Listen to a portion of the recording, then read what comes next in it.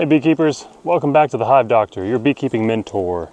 Today I came out to the yard to do one thing and ended up, upon opening hives, finding out that I needed to do something else, which, believe it or not, can be a common thing in beekeeping.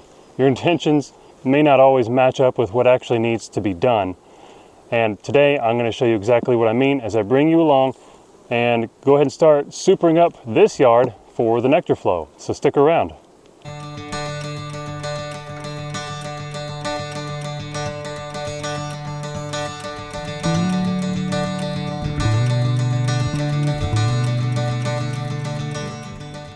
So I came to this yard today with the intentions of checking out some of my hives. They've had a lot of bearding lately, and I've had some swarm activity. I wanted to see if I could just make some small splits that could grow gradually. I didn't want to make large splits like a 50-50 parent colony half and split half. I wanted small splits so that my parent colony could still make some honey for me on this upcoming nectar flow.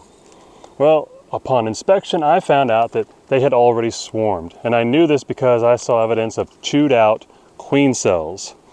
And that's a sure sign that there's probably a virgin queen running around in there, and that if my hive hasn't swarmed yet, it will soon. So I changed gears because upon finding that out, I also found out my bees are already making honey. This is the earliest I've ever seen my bees making honey.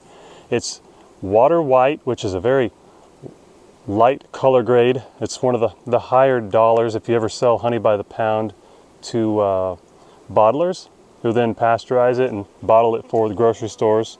But I tasted it and it was really amazing. It tasted really good. I'd love to make a barrel of that. It's probably primarily off of maple, which just finished blooming here, and whatever else they're working right now. We've got cherry trees going on, wild cherries. So anyways, my hives are packed in their 1.5 brood chambers. They're putting a lot of honey up here right now. So I planned on supering my hives a week from now, which still would have been early. But I'm gonna go ahead and do it now and show you exactly how I do it, because I'm putting on brand new supers with undrawn frames. And I wanna show you how I go about this process to get my frames drawn out more quickly, and so that I'm careful that I don't get the queen where she shouldn't be. So the first step is I'm going to pop my quilting box, smoke underneath, let them know I'm coming. And then I'm going to pivot my quilting box up like this. There's going to be a lot of bees on the underside of this box, and one of them could be the queen. So I'm going to give a quick glance. I don't see her, so I'm just going to brush the bees off the bottom of my quilting box into the honey super. Pop my quilting box off and set it on my shelf. Now looking down, I see a lot of frames built out with honey. I can see brood, capped brood, and those are all good things. They are a strong hive. Whether they have a queen or whether they've already swarmed, it doesn't matter, because if they've already swarmed, they're going to be raising a new queen anyways. And I can't tell right now if they do, because she's a virgin. There won't be any evidence of eggs yet. So I'm going to go ahead and not disturb this too much, but I am going to set them up with a new super. And I've already got it ready here. So with my quilting box here, I'm going to use it as a shelf now. And I've got 10 frames with brand new plastic inserts. I'm going to take out the middle 2, put those to the side.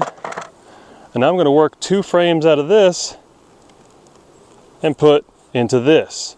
This creates a comb ladder, so to speak. It'll bring the bees up into this box much more quickly, because now there's going to be drawn comb in it. And it doesn't matter if you get brood or honey. Either one is fine. If you put brood up here, eventually it will hatch out, and because I'm using queen excluders, they'll backfill that brood with honey afterwards. Now, removing the first frame, I've got mostly capped honey with some open on this side. I'm going to do a shake. I didn't see the queen, but to be double sure, I'm just going to brush the bees off. Nice and gentle. Both sides.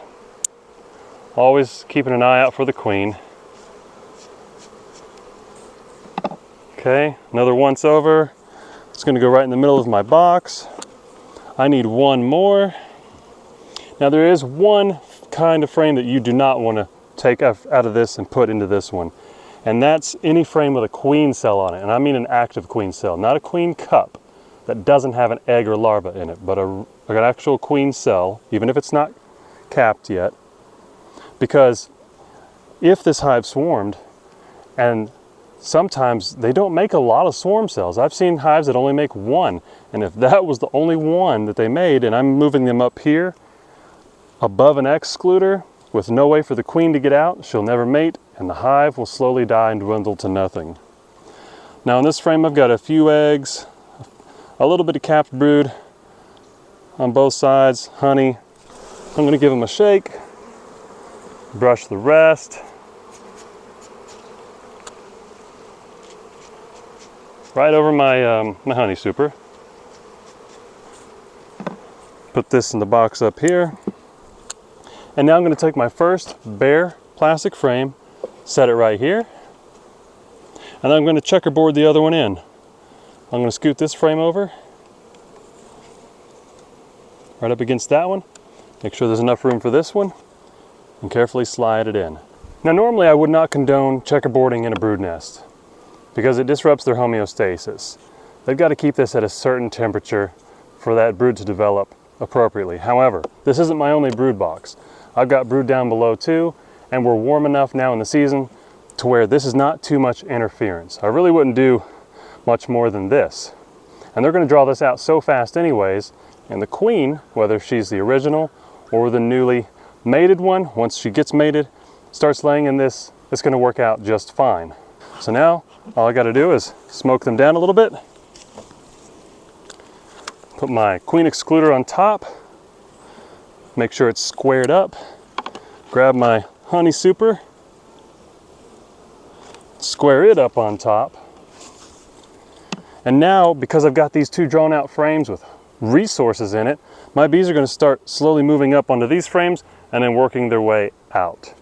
And another tip is when you've got a box with a bunch of these frames that haven't been drawn yet, you don't want any big gaps between them like this. The bees will build that cross comb and connect two frames together with that cross bridge comb. You want to make sure that you bring your frames in tight. Even if that means you've got a larger gap on the outside, that's okay, because you're going to be back before they get to that point and be able to manipulate things. Right now my frames are in tight, and this is going to help assure that my bees draw the comb out nice and neat and not attach any frames together. And now remember, I brushed off the bottom of my quilting box in the beginning just in case the queen was on it, and this is why. If she had been on there, I would be trapping her in this upper honey super above an excluder with no way to get out, especially if she needed to go mate. If she was a virgin, I've pretty much just screwed the hive up by doing that. So you've got to be careful when you do this kind of work that you're aware of where your queen is and where you want her to be. Notice I didn't go and look for her. I just made sure she wasn't in the areas I didn't want her. Now this is definitely one of those beekeeping tasks that you can add to your game, your playbook as a beekeeper. This is not something I've ever seen in a book, but you never know what you're going to face, and you need to know that you've got options when there are situations that come up you simply aren't familiar with or you don't know what to do. But it's okay, because you're a beekeeper, and I'll guarantee you that you are better at beekeeping than you realize. I hope you found something useful here today. Drop me one of these, and don't forget to tell your friends about the Hive Doctor. I'll see you guys in the next video.